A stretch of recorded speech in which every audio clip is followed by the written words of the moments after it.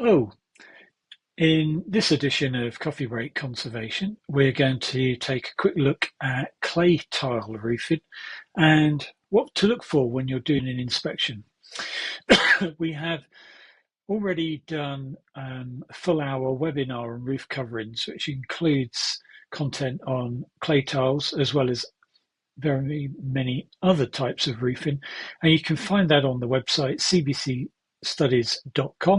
if you look on the on-demand section as shown on this image. One of the first things to mention is the roof pitch and the extent of overhang on the verge. And this doesn't really vary according to the type of tile. It's just generally good practice. So the minimum pitch for a clay tile should be no less than 35 degrees and probably approaching 40 degrees or more for effective rainwater discharge. And the amount of overhang should really be no less than about 50 millimetres. 50 millimetres is more than you see on this image. So this image is showing you an example of what not to do in that, first of all, the roof is too shallow and also the overhang on the verge is inadequate. So there's two types of clay tile that we should really consider. The first of all are modern plain tiles, which tend to be made by a machine rather than handmade, although there are some handmade versions, and they're quite easy to spot when looking at the profile of the tile. So if you look at this image, the tiles are quite flat and quite uniform in terms of their thickness. They're still susceptible to frost damage. All clay tiles are susceptible to frost damage, but in terms of identifying which is which, what we would tend to look for is a sanded surface rather than a smooth surface, and also they tend to be quite thin and flat. So these tiles are plain tiles. Often they have little nibs on the back which hang over the battens. They're not always nailed onto the battens. Often, like a clay pug tile that I'll show you shortly, they would hang on the battens by gravity with a little nib on the back end of the top of the tile. So frost damage then is the biggest concern for these tiles, and once the outer fired surface of the tile is exposed, then it's a very fast transition from being a solid tile to fractured tiles, just like you see in this image. By contrast then, the other version of a clay tile is a peg tile.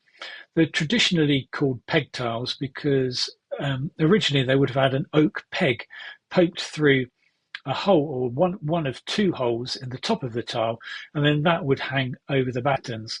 These tiles you can see here are handmade peg tiles, not modern machine-made plain tiles, and they are quite fragile.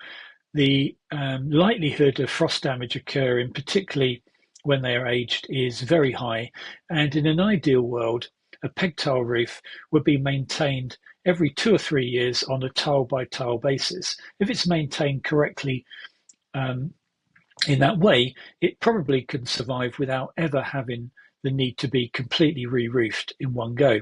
It's only when it gets ignored and left to the extent that you see on these particular images where there's an extreme amount of frost damage, and then it is very likely that it is going to need to be stripped because the time involved of replacing on a tile by tile basis is just not going to be cost effective. We also need to look at not just the overhang on the verge, but what happens to the tile when it gets to the edge of the roof. Having little slivers like this of cut tiles right close to the edge is not good practice. These can easily fall out, become dislodged through wind uplift. On a listed building, though, the practice of putting a tile and a half, that means a tile which is 1.5 standard tiles wide, would not really be acceptable in a listed building. So this would need to be accommodated in the roof layout. By far the biggest risk to clay tile roofs, regardless of the type of tile, but definitely depending on the age, is nail corrosion. Here we see a few images showing advanced corrosion of plain steel nails. So these are nails which have not got any galvanizing on them to protect them. Modern nails now are copper or aluminium, which don't rust. So when they've got the plain steel nails, the nail will get damp, often through water ingress or even just condensation, and then it will corrode, rust, and eventually it will expand and blow the top of the tile off.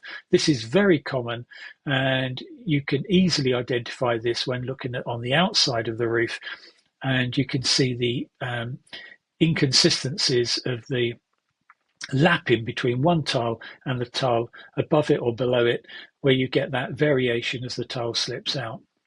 So there you go, a quick run through on what to look for on clay tile roofs. Please do like and subscribe to our YouTube channel and follow us on social media.